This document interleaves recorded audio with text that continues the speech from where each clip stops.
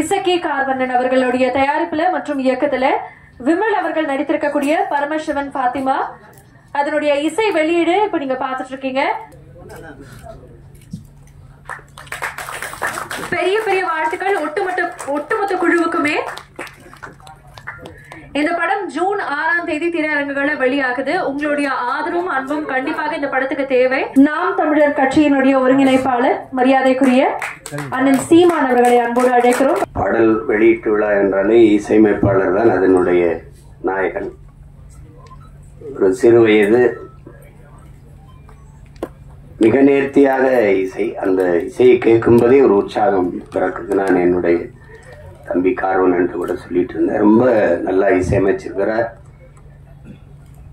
அது குறிப்பா அந்த திருமண விழாவில் நடக்கிற வந்திருக்க அந்த பாட்டும் சரி, சிவனடியார்கள் ஆடுகிற அந்த பாடலும் சரி, மிக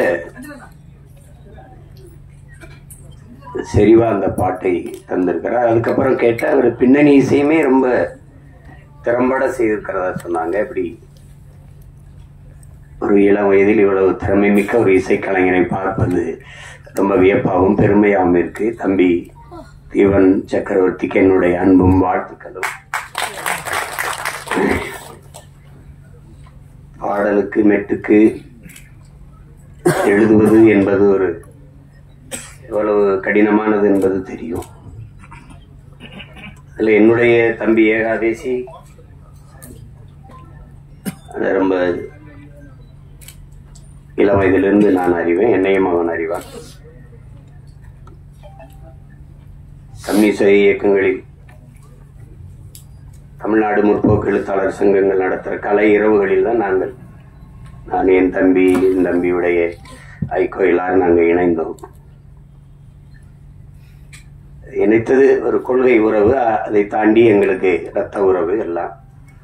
நம்பி கார்வண்ணன் குறிப்பிட்டது மாதிரி ஏகாதேசி என்றாலே அந்த ஆத்தாவும் சேல அந்த ஆகாயத்தை போல பாடலை யாரும் மறக்க முடியாது. அது இந்த தமிழ்நாடு தாண்டி உலகம் முழுமைக்கும் போய் சேர்ந்த ஒரு உன்னதமான ஒரு காவிய படைப்பு தான் சொல்லணும். தாயினுடைய அன்பை அந்த சேலையை வச்சு சொல்லியிருக்கிற விதம் அவன் ஆகச்சிறந்த கவிஞன் என்பதை காட்டும். அதுக்கப்புறம் நிறைய திரைப்படத்துல பாடல்கள் எழுதித்தான். இந்த படத்துல பாடல் எழுதியிருப்பது எனக்கு பெருமை, ரொம்ப மகிழ்ச்சி. அது என்னுடைய தம்பி கார்வண்ணன் படத்துல வளர்ந்து வருகிற இளைய இசையமைப்பாளரோடு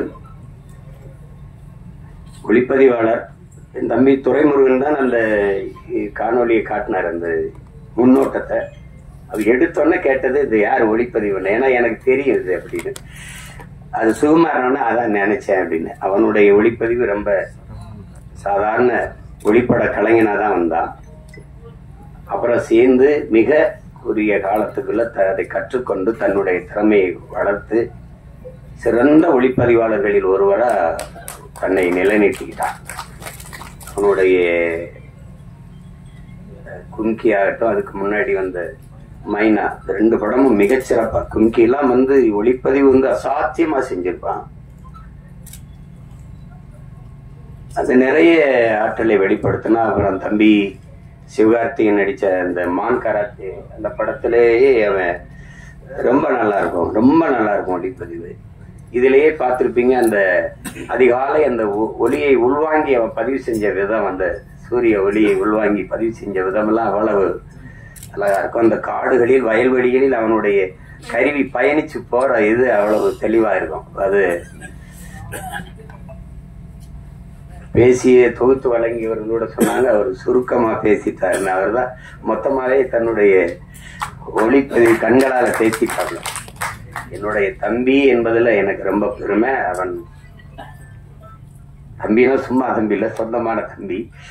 அவனுடைய அண்ணனும் ஒளிப்பதிவாளர் தான். அவனும் நிலப்பட கலைஞனா, ஒளிப்பட கலைஞனா திரைப்பி மிகப்பெரிய ஒளிப்பதிவாளரா பல படங்களை செஞ்சு என் தம்பி ஜீவனுடைய தம்பி தான் என் தம்பி சுகுமார் அவர்கள். இதுல நடித்திருக்கிற கலைஞர்கள் என்னுடைய அண்ணன் மனோஜ்குமார் அவர்கள் மிகச்சிறந்த வெற்றி படங்களை கொடுத்தார். மண்ணுக்குள் வைரம்னா அவரே ஒரு மண்ணுக்குள் வைரம் தான். முதல் படத்துல அவ்வளவு ஒரு துணிவோடு ஒரு கதையை தொடுவதற்கு ரொம்ப துணிச்சல் வேணும், துணிச்சல் வேணும். அதுல உங்களுக்கு தெரியும் எங்களுக்கு என்ன உறவு என்னன்ட்டு. ஆனால் அவரு எங்க அப்பாவிடமிருந்து வெளியில வந்து மண்ணுக்குள் வைரம் படத்தை எடுத்து அந்த படத்துல ரொம்ப சிறப்பா இருக்கும் படம், உரையாடல், எல்லா கதாபாத்திரம் எல்லாம். முதல் படத்திலே நடிகர் திலத்தை இயக்குறதுன்னா அது சாதாரண இதுல என்ன. ஆமா, எங்க அப்பா என்ன பாடுபடுவார் பசும்பொன்ல. முதல் மரியாதை எப்படின்னு தெரியாது, நான் தான் அதுக்கு எழுத்தாளர். என்ன சொன்னாலும் எங்க அப்பா வந்து உரையாடலை ஏத்துக்க மாட்டார்ல. 2 பேருக்கு ரொம்ப நேரம் சண்டை நடக்கும். அங்க நாற்காலியில எங்க ஐயா என்னைய பார்த்துருப்பாரு. என் மேல ரொம்ப அன்பு. என்னதான் ஐயா பிரச்சனை உனக்கு உங்க அப்பனுக்கும்? இல்லைங்க, நான் என்ன எழுதி கொடுத்தாலும் அதை வேணாம் வேணான்னு கிழிச்சு போட்டேன், தூர போட்டேன்.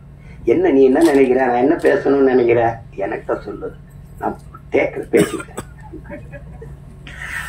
அவ சொல்லிடுவோம். காட்சி நடந்து வரவுல இந்த இடத்துல எங்க ஐயா எங்க அப்பா என்ன ஓகே அப்படின்ட்டு போயிடுவாப்ல. ஏல சொன்னோன்னே எங்க ஐயா அந்த வேட்டி எடுத்து தொடச்சிட்டு இப்படி தேடுவோம். அப்புறம் நான் அந்த கூட்டத்துல நிப்பேன், அப்படி பார்த்துட்டு ஓகே அப்படின்னு கேட்பாரு. ஏன்னா நான் நீ சொன்னது வந்துச்சா அப்படின்னு. ஓகே அப்படின்னு. ஒரு 2-3 தடவை இது நடந்துகிட்டு இருக்குது. எங்க அப்பா கவனிக்கல. ஒரு தடவை நம்ம ஓகே சொன்ன பிறகு வேற யார்ட்ட ஓகே கேட்கிறாரு, யாரு அப்படின்னா அப்படி திரும்பி பார்த்தா கூட்டத்துல நானு உடனே இங்க என்ன நடக்குது நான் ஒரு பக்கம் ஓட, எங்க ஐயா ஒரு பக்கம் ஓடி தெரிஞ்சு அவர் அது மாதிரி அவர்கிட்ட அந்த பெரிய மேதையை வந்து முதல் படத்துல இயக்குறது என்பது சாதாரண ஒரு பெரிய வாய்ப்பு. மண்ணுக்குள் வைரம்னா வைரம் தான். அதுக்கப்புறம் எங்க அண்ணன் எவ்வளவு வணிக படங்கள் எடுத்துட்டாங்க, பெரிய வெற்றி படங்களை எல்லாம் கொடுத்துட்டாங்க. இப்படிப்பட்ட ஒரு படைப்பாளி இதுல நடிச்சிருக்காங்க. அப்புறம் எங்க அண்ணன் தேனப்பன் எவ்வளவு பெரிய படங்களை தயாரிச்சாங்க. அவை தன்மையெல்லாம் எங்க அண்ணனுடைய தயாரிப்பு தான். இப்ப பார்த்தா எங்க அண்ணனை பாக்குறதுன்னா நம்ம படங்கள்ல பாத்துக்கிறது. இப்ப நடிக்க வந்துட்டாங்க. ஆனாலும் எங்க அண்ணனை வந்து அவரு குணத்திற்கும் அவர் படத்தில் நடிக்கிறது வில்லனா நடிக்கிறாரு, சைக்க முடியல. எங்க அண்ணன் வில்லனா எதுக்கு நடிக்கணும் அப்படின்ட்டு. அவ்வளவு நல்ல மனிதன். தேனப்பன் வந்து ஒரு சிறந்த தயாரிப்பாளர், சிறந்த நடிகரோட மிகச்சிறந்த நிர்வாகி. அதனாலதான் எங்க அண்ணன் கமலஹாசன்லாம் அவரை கூடவே வச்சிருந்தாப்ல. அப்படிப்பட்ட ஒரு திறமையான ஒரு மனிதர் எங்க அண்ணன் தேனப்பன் அவர்கள். அதுக்கப்புறம் எங்க ஐயா தொகுப்பாளர் சொன்னாங்க, உங்களுடைய தமிழ் ரொம்ப நல்லா இருக்கு அப்படின்னு. தமிழ் கடலின் மகன் வந்து தமிழ் பேசலைன்னா அப்புறம் என்ன இருக்குது சொல்லுங்க. எங்க அப்பா, நான் அப்பான்னு தான் சொல்லுவேன். அழைச்சா ஐயா ஐயா ஐயா நல்லா இருங்க, நல்லா இருங்க. என்னங்கய்யா அப்படின்னு. ஒண்ணு இல்லை ஐயா, படிக்கணுமையா படிக்கணுமையா படிக்கணுமையா, வாழ்க தமிழுடன். எல்லாரும் நம்ம வணக்கம் ஹலோ அப்படிதானே அழைப்பு எடுப்போம். நான் அழைச்சோன்னே நான் தானே தெரிஞ்சிடும், வாழ்க தமிழுடன் சொல்லுங்கய்யா அப்படி பேசுவோம். அவ்வளவு ஒரு அன்பு. தமிழ் கடல்னா தமிழ் கடல் தான். ஒன்று சொல்றேன், நானே எங்க ஐயா மைனும் நான் தம்பி படம் இயக்குறேன். நாங்க எல்லாம் ஒன்னா பணி செய்யறோம். அதுல கவி பேரரசு முத்தமிழ் பேரறிஞர் ஐயா வைரமுத்துக்கிட்ட பாடல் வாங்க போறோம் 2 பேரும் இல்லையா ஐயமான. அப்ப இங்க இருக்குது புரத்துல அங்க போய் உட்காந்து பேசிட்டு இருக்கும்போது நான் அறிமுகப்படுத்தினேன், ஐயாவோட பையன் இருந்தேன். உட்காருங்க பேசிட்டு ஐயா சொன்னது ஞாபகம் இருக்கு. வைரமுத்து அவர்கள், தம்பி கம்பன் கூட அவன் எழுதின காப்பியத்துல கொஞ்சம் வரிய மறந்தாலும் மறந்திருப்பான், ஆனா அப்பா மறந்திருக்க மாட்டார் அப்படின்னு இல்லையா. அவ்வளவு பெரிய அறிஞன் அவரு. தமிழ் கடல்னா சும்மா இல்லை, அப்படி ஒரு பேரறிஞருடைய பெரிய தமிழ் பொக்கிஷத்தினுடைய மகன் எங்களுடைய ஐயா மகன். எனக்கு எப்பவும் எங்க ஐயா மையன், அவருக்கு எப்பவும் நான் அராஜகம் தான். அதெல்லாம் அதுக்கப்புறம் சொல்லணும்னா எங்க அண்ணன் MS பாஸ்கர் சொல்லி சீர்த்துக்கு இருந்தான். இவன்லாம் ஏன்டா நடிக்க வந்தான்னு சில பேர் தோணும். எங்க அண்ணன் ஏன் இவள் நாள் நடிக்க வரலைன்னு தோணும். ஒரு பின்னணி கலைஞனாவே இருந்து திரைமறைவிலே தன் குரலாலேயே பல பேருக்கு நடிப்புக்கு உயிர் ஊட்டிய ஒரு மாபெரும் கலைஞன். ஒரு காலம் அவரை கைவிடாம கொண்டாந்து நம்ம முன்னாடி நிறுத்திடுச்சு. எந்த கதாபாத்திரம்னாலும் ஆகச் சிறப்பா செய்யக்கூடிய ஆற்றல் இன்னைக்கு தமிழ் திரையுலகில் எங்க அண்ணனுக்கு தான் இருக்கு. அது பல படங்களை சொல்லலாம். அது சிறிய கதாபாத்திரம் பெருசு அப்படிலாம் கிடையாது. அதுவும் ஒரு தவம். என் தம்பி சொல்லும்போது சிவாஜி மாதிரின்னு எங்க அண்ணன் கூச்சப்பட்டார். நாங்க உங்களை சிவாஜியாயின்னு சொல்லல, அது மாதிரின்னா மாதிரின்னு எப்படின்னா அந்த ஈடுபாடு. உதாரணமா இப்ப எங்க ஐயாட்ட சொல்றேன். எங்க ஐயாவுக்கு பசும்பொன் படத்தில் நடிக்கும் போது அண்ணன் சிவகுமார் உங்களுக்கு தெரியும், அது ஒரு பிசாசு. ராதிகா மேயர தெரியும், அவங்க ஒரு பிசாசு. எல்லாருமே மிகச்சிறந்த கலைஞர்கள், அந்த திரையை உயிரா நேசிக்கிற ஒரு கலைஞர்கள். இது எங்க அப்பா, அவ கண்ணன் ஐயா ஒளிப்பதிவு எல்லாம். இப்ப இவங்க என்னன்னா எப்ப படப்பிடிப்புனாலும் அதிகாலையில ஒரு 5 மணி, அதிகாலையில ஒரு 4 மணி அப்படி வச்சா, இங்க இருந்து வண்டி போய் நாங்கெல்லாம் நிக்கும் போது ஒரு நாற்காலியை போட்டு ஒரு ஆள் உட்கார்ந்துருக்கும். அது யாருன்னா எங்க ஐயா நடிகர் திலகம் அவர்கள் உட்கார்ந்துருப்பாங்க. தினம் கூச்சப்படுவாங்க, நம்ம இவ்வளவு முன்னாடி வந்தோம், அதுக்கு முன்னாடி உட்கார்ந்துருக்காரடா அப்படின்னு நினைச்சு இவங்க எல்லாம் கூடி பேசுறாங்க. நாளைக்கு எப்படியாவது நம்ம சீக்கிரம் அவருக்கு முன்னாடி ஒரு 5 நிமிஷமா அதுக்கு முன்னாடி வந்துடணும்ட்டு. புரியுதா உங்களுக்கு?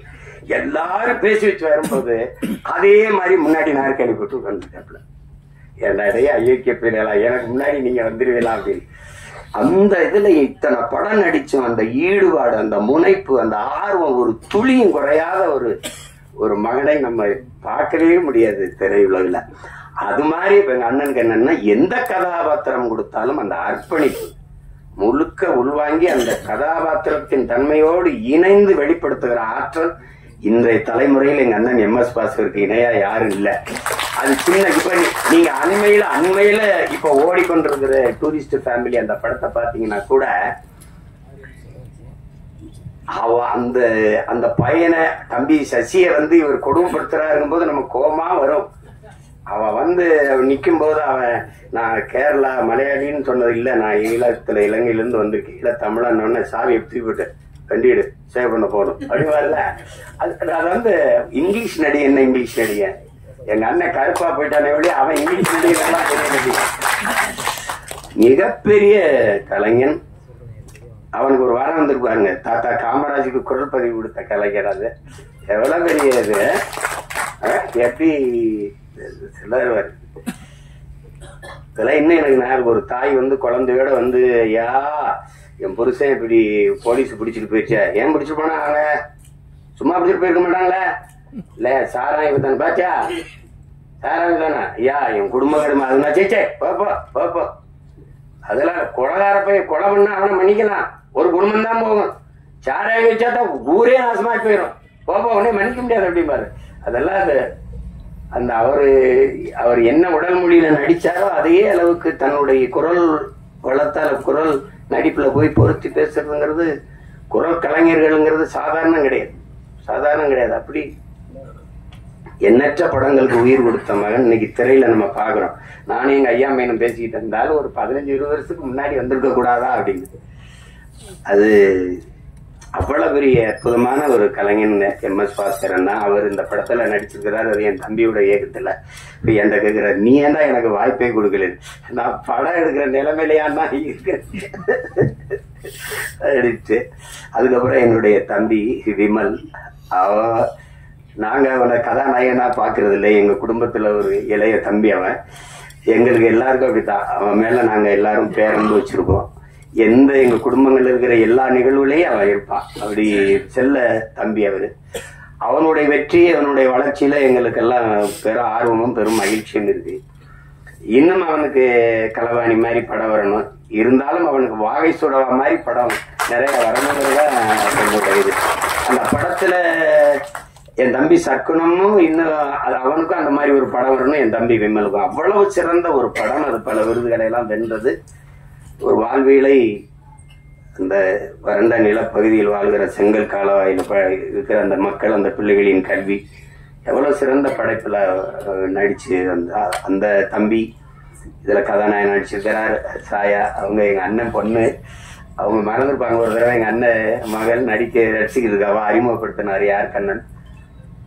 நாங்கெல்லாம் ஒரே குடும்பம், அதுல நம்ம வீட்டு பொண்ணு நம்ம படத்தில் நடிச்சிருக்கிறது பெருமை. அடுத்து சாஸ்திரிதா, அவங்க கேட்டேன், அவங்க பேரு கனிமொழின்னாங்க. அவங்க இப்ப சேஸ்வதா ஏதோ பேரை மாத்தி வச்சிருக்காங்க. தமிழ் எப்படி அழியுதுன்னு கேட்டீங்கன்னா இப்படித்தான் கனிமொழின்னு ஒரு பேரை மாத்தி வைக்கிறது அப்படிதான். என்ன பண்றது, ரெயின்போன்லயே தமிழ் எழுதுன்னு சொல்ற நிலைமையில இருந்தா அதனால நம்ம மொழியில பேர் வச்சுக்கிறது கூச்சப்பட வேண்டியது இல்ல. நீங்க நல்ல பேரு, அதெல்லாம் உங்க பேரு கனிமொழி அவர்கள். அடுத்து என்னுடைய தம்பி சுரேஷ், என் மண்ணுக்காரன், என் மேல பெரிய பாசம் கொண்டவன். என்ன மனசுல பட்டதை குச்சமெல்லாம் பேசுவான்.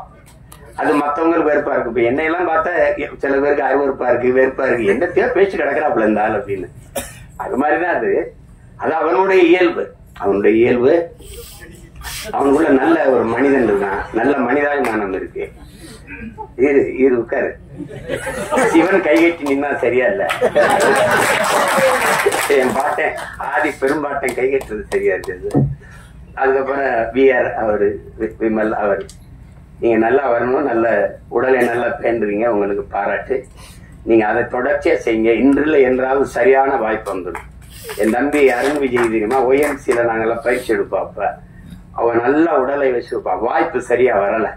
நான் சொன்னேன், நீ இதை மட்டும் சரியா செஞ்சுக்கிட்டே இரு, ஒரு நாள் நீ சரியான இடத்துக்கு வந்து வென்றுவாங்க. அதே மாதிரி அவனுக்கு படம் வந்து அடிச்சுட்டான். தடயம் அந்த படங்கள்லாம் வந்து குற்றம் 23 அடிச்சுட்டான். அதனால அதை மட்டும் சரியா இருக்கு. உங்களுக்கு ஒரு சான்று உட்காருங்க சார். எனக்கு எங்க அண்ணன் சரத்குமார நான் அண்ணன் தான் கூப்பிடுவேன். நாங்க ரொம்ப நெருக்கம். விண்ணூர்தி நிலையத்துல சந்திச்சோம். இப்போ பொன்னியின் செல்வன் வெளியாயிடுச்சு.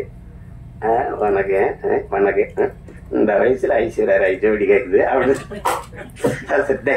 பொறாமேடா. அவர் சார் டே உடலை நல்லா வச்சுக்கிட்டா எந்த வயசுலயும் சாதிக்கலாம்டாங்க. அததான் எல்லாருக்கும் சொல்றேன். நம்பிக்கையோடு இருங்க, சாதிக்கலாம். அப்புறம் எல்லாரும் சொல்லிட்டேன். தம்பி பூவன் படத்தொகுப்பாளர், அதுக்கப்புறம் அம்மா ஆதிரா அவர்கள், அவங்க எங்க ஊர் பொண்ணவங்க, பாண்டிச்செல்வி அவங்கள வந்து இன்னைக்கு பார்த்தாலும் அந்த மருந்து படத்துல 2 கையிலையும் கம்பெடுத்து சுத்துறதா இந்த காட்சி தான் எனக்கு ஞாபகத்துக்கு வருது. ரொம்ப அருமையான பெண்மணி. நமக்கு தமிழ் திரையுல கிடைச்ச ஒரு இயல்பான முகம், இயல்பான நடிப்பை வெளிப்படுத்தக்கூடிய ஒரு திறமையான கலைஞர் அவங்களுக்கு என்னுடைய அன்பும் வாழ்த்துக்களும் எல்லாரையும் சொல்லிட்டு நினைக்கிறேன். என் தம்பி சுகுமார் இருக்கா, அவ திரையுலகத்தை தாண்டி நடிப்பு, இதை தாண்டி என் மேல அன்பு வந்த ஒருத்தன். அவனுக்கு மொழி இனப்பற்று அதிகம். காதல் படத்துல இருந்தே தம்பி சுகு எனக்கு தெரியும். அப்புறம் மகேந்திரன் சிறந்த கலைஞன். அவனுக்கு வாய்ப்பு சரியா அமையல. அவன் நடித்த சல்லியர்னு படம் இருக்குது, சல்லியர்கள். அதுல அவன் தான் கதாநாயகன். மிகச்சிறப்பா நடிச்சிருப்பான். இருக்கானா போயிட்டான். மகேந்திரன் ரொம்ப சிறப்பா நடிச்சிருப்பான். ஒரு போராளியா வந்திருப்பான். அவன் இரு காலம் இருக்கு, எங்க போயிருப்பது. நல்ல திறமையான கலைஞன். அப்புறம் என் தம்பி துரைமுருகன், சரி, அவன் சமூக பற்றாளர், சமூக ஆர்வலர்.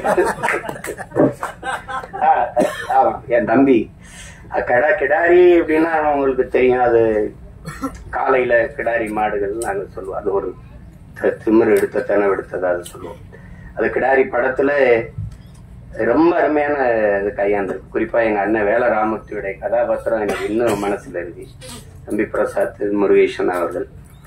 அத நாங்கெல்லாம் அந்த படத்தை பார்த்து யார் இயக்குனர்னு நான் எங்க ஐயா மேனு பேசி பார்ப்பேன். மத்தாகம் பார்த்துட்டு தான் கேட்ட ஐயா மேனு, யார் ஐயா மேனு இவ்வளவு சிறப்பா இருக்கு, எங்க கிடாரி பட இயக்குனர் தான். அதுக்கப்புறம் நானே அழைச்சி பேசி வாழ்த்தினேன். ரொம்ப திறம்பட்ட. அவனுக்கு என் மேல அன்பு இருக்கு இல்லையா, அவனோட மகனுக்கு என் மேல பேரன்பும் பிடிக்கும். என்னை பாக்குறதுக்காக வந்திருக்காருனாங்க. நான் அவனை சந்திக்கணும். இது எல்லாரையும் சொல்லிட்டேன். என்னுடைய தம்பி கார்வண்ணனை பற்றி உங்களுக்கு சொல்லணும். நாங்க வந்து அவரு எந்த திசையில இருந்தார், நான் எந்த திசையில இருந்தேன்னு தெரியல. ஆனா எங்களை ஒரு உணர்வு வந்து இணைக்குது. அது எங்களுடைய மொழி இனப்பற்று. அப்ப அவர் எடுத்த படங்கள், படம் வந்து பார்க்கும்போது அவர் பெட்டிக்கடை முதல் படம், அதுவும் கிராமத்துல நடந்த அனுபவத்தில் எடுத்ததுதான். அதுக்கப்புறம் தமிழ் குடிமகன், அது என் தம்பி துறை சொன்ன மாதிரி ஒடுக்கப்பட்ட தமிழ் சமூகத்தினுடைய நிலையை, இன்றைக்கு அந்த நிலை இருக்குது அப்படிங்கிறத படம் எடுத்தார். என்னுடைய தம்பி சேரன் அவர்கள் நடிச்சிருந்தாங்க. ரொம்ப அருமையான படம். நான் திரையில பார்க்க முடியல, தொலைக்காட்சியில தான் அந்த பார்த்தாங்க. பார்த்துட்டு நான் பாராட்டி வாழ்த்து அறிக்கையெல்லாம் கொடுத்தேன். ரொம்ப சிறப்பா இயக்கியிருந்தார். அது உரையாடல்கள், திரைக்கதை, போக்கு எல்லாமே மிக நேர்த்தியா இருந்தது. அடுத்தது இப்ப இந்த படம் வந்து மிக சிறப்பா வரும்னு நினைக்கிறேன். ஒரு பிரச்சனையை, அந்த பிரச்சனையை தொட பயந்து தான் அதை சரி செய்ய முடியாமையே போயிருக்கு. அது ஒரு சமூகத்தில் இருக்கிற பெரிய அவலம் தான். சில இதை பேச மறந்துடும் இல்லையா. மேல்பாதி மங்கலத்துல கோயிலுக்குள்ள விடலைன்னா நமக்கு எதுக்கு பிரச்சனைன்னு நினைக்கிறாங்க. ஓட்டுக்காக நிக்கிறவன் தான் அதை சிந்திப்பான், நாட்டுக்காக நிக்கிறவன் அதையெல்லாம் சிந்திக்க முடியாது. நீ போட்டா போட்டு போடலைன்னா போ, சரி எதுவா அதுதான். உலகத்துல என் அன்பு சொந்தங்கள் உங்களுக்கு சொல்லுவேன், உலகத்தில் சாதித்த எல்லோரும், இந்த உலகத்தை இவ்வளவு பெரிய மாறுதலுக்கு கொண்டு வந்த எல்லோரும் தன் மனச்சான்று வழிகாட்டுதன்படி நடந்தவன் தான் இவ்வளவு பெரிய மாறுதலை கொண்டு வந்துட்டான். நீங்க சின்ன சமரசம் செஞ்சாலும் அது சரியா வராது. வெளியில என்ன சொல்றா, நீங்க ஒவ்வொருத்தரும் என்ன சொல்றான், உலகமே உன்னை இது செய் என்று சொன்னால் சரியில்லை என்று பட்டால் செய்யாத, உலகமே செய்யாதே என்று சொன்னால் சரி என்று பட்டால் செஞ்சிருந்த. அதான் கோட்பாடு, அதை தான் நம்ம செய்யணும். விவேகானந்தர் நமக்கு என்ன கற்பிக்கிறார், எதற்காகவும் உண்மையை விட்டு கொடுத்துறாத, ஆனா உண்மைக்காக நீ எதையும் விட்டு கொடுங்க. இதே வெவ்வேறு வடிவத்தில் ஒவ்வொரு வடிவத்தில் ஒவ்வொரு தத்துவ ஞானிகளும் மேதைகளும் சொல்லி வந்திருப்பாங்க. ஆனால் இதேதான் எங்க தலைவர் என்ன சொல்றாரு, நாம் சாகலாம் சாதாரணமானவர்கள், ஆனால் சத்தியம் தோற்றதாக சரித்திரத்தில் செய்தி இல்லை. நாம் சத்தியத்தின் பக்கம் நிற்கிற சத்தியத்தின் மக்கள் நாம் வெல்வோங்கிறது. அது என்னட்டதான் தெரியல. அது அந்த மாதிரி நம்ம எதிர்க்கும் நபிகளே என்ன சொல்றாரு, அநீதியை கண்டு அச்சம் இல்லாமல் துணிந்து எதிர்ப்பவன் எவனோ அவனே உண்மையான ஜிகாத்துங்கிறார். அநீதின்னு தெரிஞ்சிருச்சு, அவன் எதிர்க்கணும்.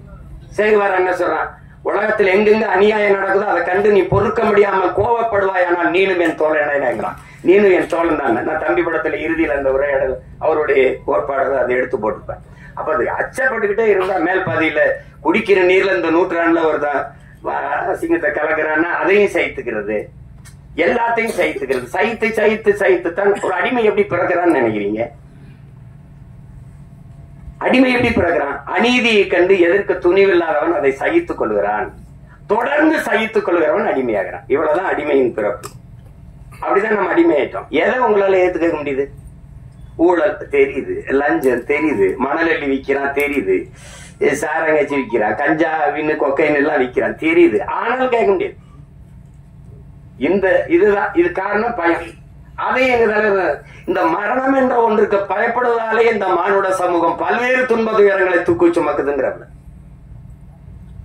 எதுக்கு பயப்படணும்? நான் உயிரோடு இருக்கிற வரை சாவு என்கிட்ட வராது. நான் சாகும்போது நான் உயிரோடு இருக்க மாட்டேன், மரணம் என்கிட்ட வரும்போது உயிரோடு இருக்க மாட்டேன். எதுக்கு பயப்படணும்? பயப்படுறதுனால ஒருத்தர் நீண்ட நாள் வாழ்ந்துருவானா நம்ம எல்லாம் பயந்துட்டே இருக்கலாம். அர்த்தமற்றது. பயம்ங்கிறது கோழைகளின் தோழன், அது வீரனுக்கு எதிரி. அது எங்களுக்கு அஞ்சுவதும் அடிபணிவதும் தமிழன் பரம்பரைக்கே கிடையாதுன்னு தான் எங்க தலைவர் எங்களை வளர்த்திருக்காரு. அது கிடையாது. அதுல ஒரு இயக்குனரா நீங்க என் தம்பி கார்வன் நினைப்பாக்குறீங்க. அவ படம் என் தம்பி துறையெல்லாம் பார்த்துட்டாரு, நான் பார்க்கல. அதை பார்க்கறதுக்கான நேரம் வாய்க்கல. இந்த 3 பாடல்கள் அவர் எடுத்த முன்னோட்டம், அவர் சொல்லுகிற செய்தி, அதுலயே தெரியுது அவர் எதை தொட்டு எதை சொல்ல போறாரு அப்படின்னு. இங்க ஒண்ணு நீங்க கவனிங்க, மதம் மாறிக்கொள்ளக்கூடியது, ஆனா மொழியும் இனமும் மாறிக்கொள்ள முடியாது. அது அடிப்படையில நீங்க புரிஞ்சுக்கணும். மதத்தையும் தாண்டிய ஒரு புனிதம் இருக்கு, அதுதான் மனிதம். அதை யாரும் அவர்கள் தேடுவதும் இல்லை, போறதும் இல்லை. இஸ்லாமியருக்கு ஒரு உயிர், கிறிஸ்தவனுக்கு ஒரு உயிர், இந்துக்கு ஒரு உயிர் என்று கிடையாது. எல்லா உயிரும் யாரு மேல கீறினாலும் ரத்தம் ஒண்ணுதான். ஆக மொத்தம் இப்ப நீ நானும் 10 மாதம் தான் நம்ம தாத்தா பட்டுக்கோட்டை பாடினதை நினைவில் வச்சுக்கணும். இதுதான் இங்க இருக்கிற பிரச்சனை. எல்லாருக்கும் எல்லா மதங்களையும் மனிதம் இருக்கு, எல்லா மதங்களையும் சிக்கல் இருக்குது. இதை கடந்து போய் இந்த உலகத்துல எல்லாரும் மனிதன் கொள்வதற்கு, இத்தனை உயிர் அளிப்பதற்கு எத்தனை விதமான ஆயுதங்களை கண்டுபிடிக்கிறான். ஆனா அந்த ஆயுதங்களை எல்லாம் வெல்லுகிற ஒரு ஆற்றல் வந்துட்டு இருக்கு, அதான் பேரன்பு. அந்த அன்பால எல்லா ஆயுதங்களையும் வீழ்த்த முடியும். அதுதான் இன்னைக்கு நீங்க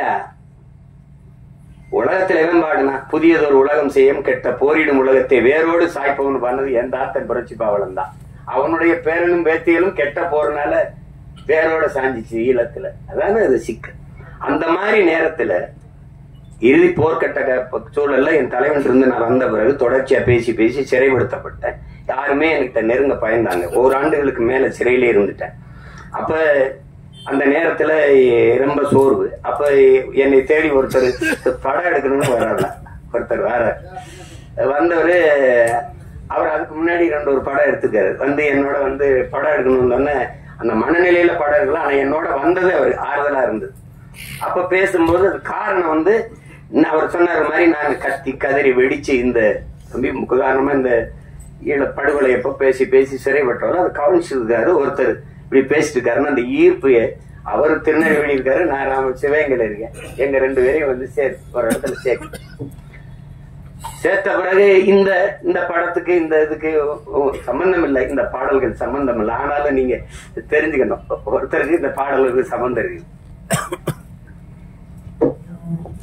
விழி மூடி மறைந்தாலும் முத்துக்குமரா, எங்கள் மனதோடு நிறைந்தாயே முத்துக்குமரா, தாய் அன்போடு தனையேந்த முத்துக்குமரா, உன் பெரும் தியாகம் மறவோமே பச்சை தமிழா, நீ விழி மூடி மறைந்தாலும் முத்துக்குமரா,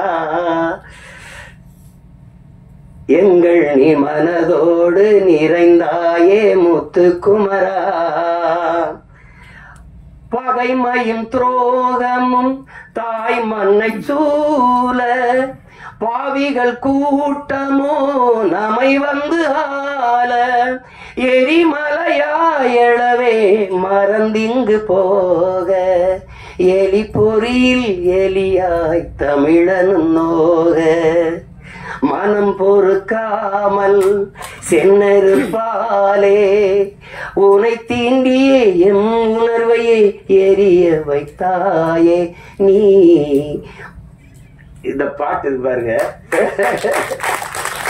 மூடி மறைந்தாலும் முத்துக்குமரா, எங்கள் மனதோடு நிறைந்தாயே முத்துக்குமரா.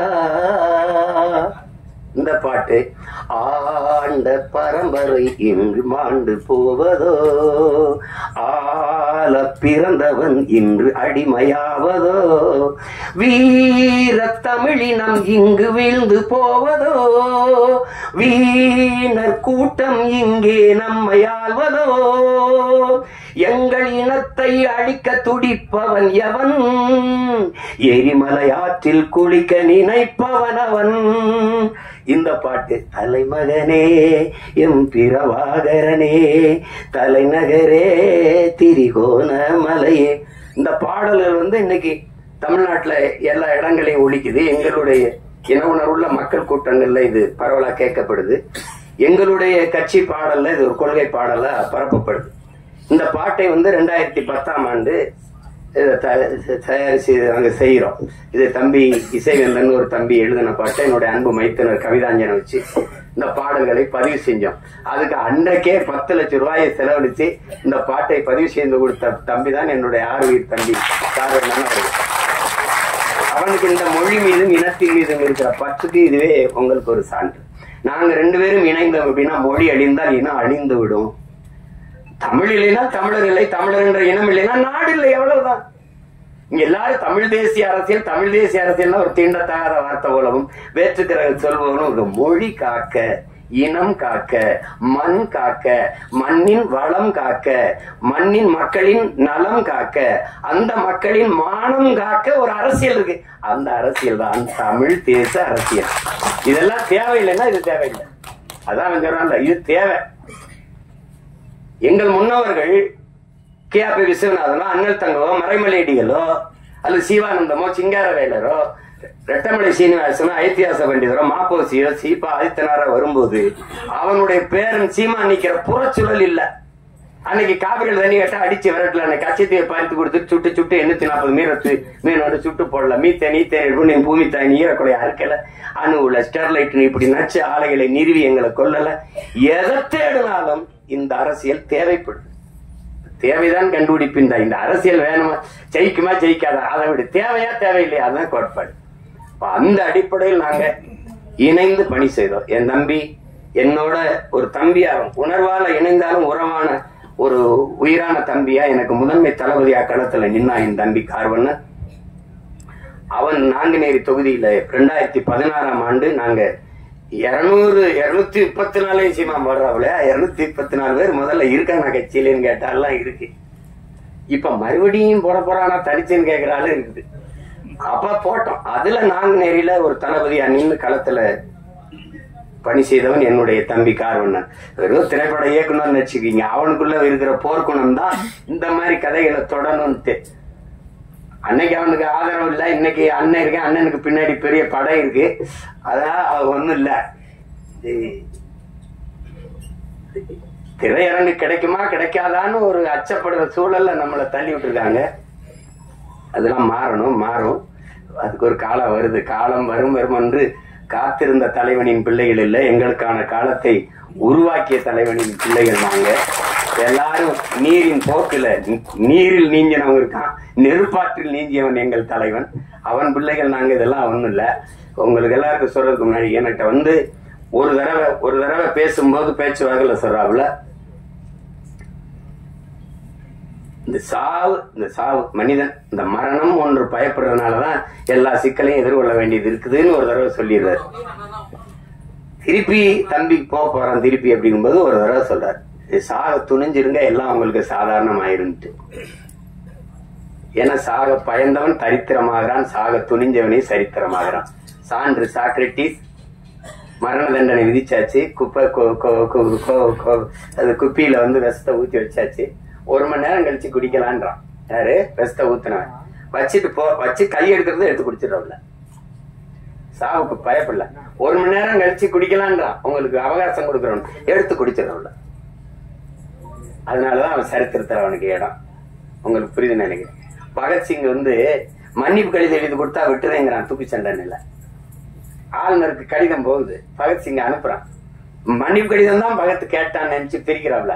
பிரிச்சா பைத்துக்கார நீ என்ன நீ தூக்குல போட சொல்லிருக்க, அதை ஏற்க முடியாது. நான் உனக்கு அரசியல் போர் செஞ்சிருக்கேன், அதனால என்னை துப்பாக்கியில சுட்டு கொள்ளு, இல்லையா பீரங்கி வச்சு என் நெஞ்ச பிளந்து கொள்ளு, தூக்குல போடாத. ஏன்னா அப்படிதான் உங்களுக்கு அதை படிச்சுட்டு அவனுக்கு வேர்த்திருச்சு, மிரண்டுட்டான். அதனாலதான் சரித்திரத்துல அவனுக்கு இடம். உங்களுக்கு புரியுதுன்னு நினைக்கிறேன். இவன் நண்பர்கள் சொல்றாங்க, பகத் நீ வெளியில வா, நம்ம இன்னும் வீரியமா போராடலாம், ஒரு மன்னிப்பு கடிதம் தான் எழுதி கொடுத்துட்டு வந்துருன்ட்டு. பகத் சொல்றான், எல்லாரையும் போலதான் எனக்கு வாழணும்னு ஆசை இருக்கு, ஆனால் நான் வெளியில வீரியமா போராடுவதை விட இந்த மரண கயிற்றை துணிஞ்சு முத்தமிட்டன்னா பகத்தை போல வீரமிக்க மக்களை இந்த மண்ணின் விடுதலைக்கு பெற்றுத்தர வேண்டும் என்று எண்ணற்ற தாய்மார்கள் விரும்புவாங்க. அதனால நான் இந்த தூக்கு கயிறை முத்தமிடுறேன். ஆனாலும் பகத்துக்கு அந்த வீரமிக்க மரணத்தை வெள்ளக்காரன் தர சரியா இல்லை, சம்மதிக்கல. தூக்குதான்ட்டான். தூக்குல போடும்போது அவ கேக்குறா, நீ ஏன்டா அந்த காலத்தை ஏன்டா நீ துப்பாக்கில சொல்ல சொன்ன, ஏன் பீரங்கில சுட்டு கொள்ள சொன்ன? இல்ல, என் உடலிலிருந்து கடைசி உயிர் துளி பிதுங்கி வெளியேறுகிற வரை என் தாய்நிலத்தை என் கால்கள் தொட்டுக்கொண்டே இருக்கணும், அதுக்குத்தான் நான் என்னை துப்பாக்கில சுடுன்னு சொன்னேன்றான். திருப்பி தூக்குல போடும்போது அந்த கருப்பு அங்கி போட்டு மூடுவாங்க, பிளாக் மாஸ்க். 2 பேர் தான் எடுனாங்க, ஒன்னு பகத்சிங் இன்னொன்னு சதாம் ஹுசேன். உங்களுக்கு தெரியும் நினைக்கிறேன். எடுறான்ட்டான் பகத்சிங், அந்த கருப்பு துணியை எடுறான்ட்டான். எடுத்துட்டு போட சொன்ன. ஏன்னா அந்த விழி பிதுங்கி என் உயிர் வெளியில கசிந்து போற கடைசி நொடி வர துளி வர என்னுடைய கண்கள் என் தாய் மண்ணை பார்த்துக்கிட்டே சாகணும்டான்னா. அதனாலதான் பகத்சிங் இன்னைக்கு நம்ம சரித்திரத்தில் இருக்கான். சேகுவேராவை சுடுறதுக்கு எதிரி நிறுத்தும் போது இப்படி குறி வைக்கிறான். அப்படி குறி வைக்கும் போது, டியர் காம்ரேட், நீங்க என் நெத்திக்கு குறி வைக்கிறீங்கன்னு நினைக்கிறேன், கொஞ்சம் இடம் பக்கமா வாங்க, இப்ப சுடுங்கன்ட்டான். அதனாலதான் சேகுவேராவுக்கு இடம் உங்களுக்கு. அப்ப மரணத்துக்கு பயந்தவெல்லாம் உங்களுக்கு தெரியுது. விவேகானந்தர் சொல்றாருல, வரலாற்றில் எப்போதும் வீரர்களுக்கு தான் இடம், அடிமைகளுக்கு இடம் இருந்திருக்கு. ஏன் ஏழைகளுக்கு கூட வரலாற்றில் இடம் இருந்திருக்கு, கோழைகளுக்கு ஒருபோதும் வரலாற்றில் இடம் இருந்தது இல்ல. அதனால இதுக்கெல்லாம் பயந்தா ஒண்ணும் இல்ல. அப்ப அந்த துணிவுலதான் என்னுடைய தம்பி இந்த கருத்தை துணிஞ்சு எடுத்து படத்துல பதிவு செய்யறார். அவருக்கு என்னுடைய பாராட்டுக்கள். அவன் என் தம்பிக்கு இருந்த இந்த திரையுலக மேல இருந்த பற்று வெளிப்படுது பாருங்க. அவனை தயாரிச்சு, அவனை இயக்கி, அதுல ஒரு கதாபாத்திரத்துல நடிச்சு, தொடர்ந்து இது தமிழ் குடிமானும் அவருடைய தயாரிப்பு தான், அவருடைய இயக்கத்துல இது பண்ணியிருந்தார். இப்ப அந்த முயற்சியை நான் முழுக்க பாராட்டுறேன். என் தம்பி கார்வண்ணனுடைய படைப்பு என்பது என்னுடைய படைப்பு. நானே இயக்கியது போல ஒரு மகிழ்ச்சி, எனக்கு ஒரு உற்சாகமும் ஒரு பெருமையும் இருக்கு. அந்த படம் உறுதியாக வெல்லும். உலகெங்கும் இருக்கிற என் உயிர் சொந்தங்கள் என் தம்பிக்கு நல்ல ஆதரவு கொடுத்து இந்த படத்தை மாபெரும் வெற்றி படமாக மாற்றணும். அதுதான் அது. ஏன்னா அரிய படங்கள் தவிர்க்கப்பட்டது. ஒரு நல்வாய்ப்பா இன்னைக்கு உங்களுக்கு அயோத்தி, இந்த டூரிஸ்ட் ஃபேமிலி, இந்த மாதிரி படங்கள்லாம் மக்களால் ஏற்கப்பட்டுருச்சுங்கும் போது மனசு ஒரு நிறைவாக இருக்கு. இப்ப என் தம்பி சூரியோட மாமன் இதெல்லாம் நல்லா ஓடுதுங்கிறாங்க. கேட்டுக்கிருவேன் ஒரு தடவை. ஐயா மேன அது பாத்தீங்களா, ஐயா மேன பாத்தீங்களா, நாங்க 2 பேரும் அராஜகம். இந்த மலையாளத்துல ஒரு படம் வந்திருக்கு, அதுல இருக்கு, OTT-ல பாத்துருங்க அப்படி அந்த மாதிரி நாங்க ஒருத்தருக்கு ஒருத்தர் பரிமாறிக்கிறது. ஏன்னா இவங்க எல்லாம் சொல்றாங்க, நீங்க வேற தளத்துக்கு போயிட்டு இதை நேசின்னு, காதலிச்ச பொண்ணு வேற ஒருத்தனை கல்யாணம் பண்ணிட்டு போனாலும் நல்லா இருக்கணும்னு வாழ்த்துற மாதிரிதான் இது. இது ஒண்ணும் செய்ய முடியாது. எங்க அண்ணன் என்கிட்ட சொல்லும்போது, திரைக்கலை பேச்சு 2ம் ராணுவத்தின் வலிமை மிக்க 2 பிரிவுகள் பா. ஒன்றை செய்ய ஒன்றையோ கைவிட்டக்கூடாது, நீங்க 2ஐயும் செய்யணும்னு. ஒன்றை செய்ய 2ஐயும் செய்யணும் தான் நினைக்கிறேன். அத என் தம்பிக்கே திரையரங்கு கிடைக்காதுன்னு போயிட்டான்னா எனக்கு என்ன ஆகும்னு நீங்க யோசிச்சுக்கிறோம்.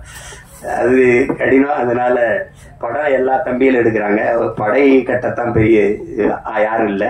அதனால இந்த வேலையே எனக்கு சரியா இருக்கு, என் தம்பிகள் அதை செய்யட்டும். ஆனால் இதை பார்த்து ரசித்து வாழ்த்துறது அது என்னுடைய பொறுப்பு. இங்க என் தம்பி கார்வன் சொன்னா, நம்மளை நாம பாராட்டல யாருன்னா இல்லை, அது சொல்லி சீசர் சொல்றான், நீ அடுத்தவன் உன்னை எந்திரிச்சு உன் தகுதியை பாராட்டுற வர பொறுத்து இருக்காதரா, நீயே எந்திரிச்சு பேரறிப்பு செஞ்சிரு, நான் ஆக சிறந்தவன் அப்படின்னு சொல்லிருன்றான். அதனால இப்ப எங்க அண்ணன் MS பாஸ்கர் நாங்க பாராட்டல, யார் பாராட்டுவா? இப்ப என் தம்பி கூல் சுரேஷ் அவனே பேசிட்டான். ஆனா நீங்க என்ன நினைக்கிறீங்க, அவனை பைத்தியக்கார மாதிரி பாக்குறீங்க? இதுதான் பிரச்சனை. எங்க அப்பா எங்க அப்பா பாருங்க, பசும்பன் படத்துக்கு பாட்டு இசைக்கிறது முதல்ல ரகுமான் அவர்கள் தான் இசை.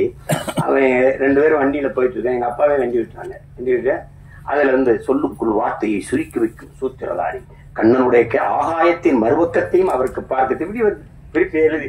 அப்பா இப்படி நம்மளை நாமளே பாராட்டி பேசிக்கிறது நல்லாவா பாருக்கு? கேட்கிறவங்க ஒரு மானே, நம்மளை நாமே பாராட்டிட்டாதான்டா, வேற எவனும் நம்மளை பாராட்ட மாட்டான்டா.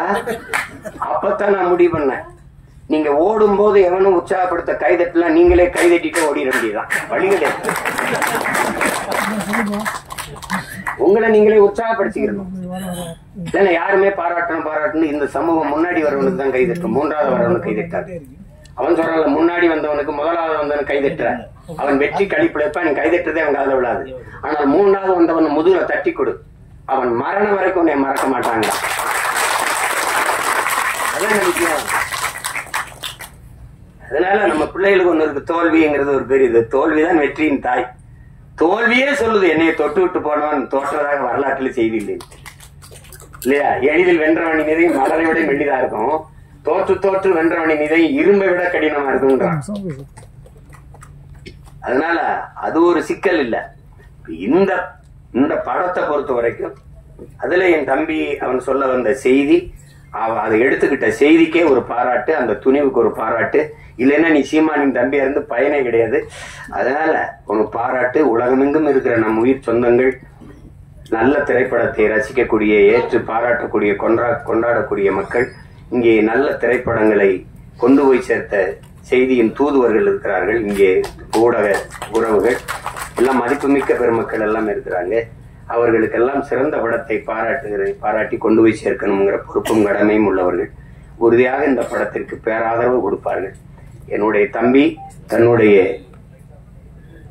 முழு முயற்சியில் அவரே எழுதி, இயக்கி, தயாரித்து, நடித்து, தம்பி விமல் அவரோட இளம் கலைஞர்களை எல்லாம் இணைத்து கொண்டு உருவாக்கி இருக்கிற இந்த பரமசிவன் ஃபாத்திமா இந்த படம் மிகப்பெரிய வெற்றியடைய என்னுடைய வாழ்த்துக்கள்.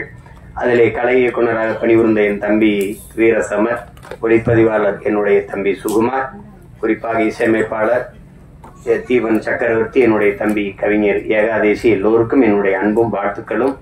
என்னுடைய ஆறுயிர் இளவல் என் அன்பு தம்பி இசக்கி கார்வணன் அவர்களுக்கு என்னுடைய உள்ளம் நிறைந்த அன்பும் வாழ்த்துக்களும். படத்தின் வெற்றிக்கு என்னுடைய வாழ்த்துக்கள். உங்கள் அனைவருக்கும் என்னுடைய அன்பும் வணக்கமும் நன்றி.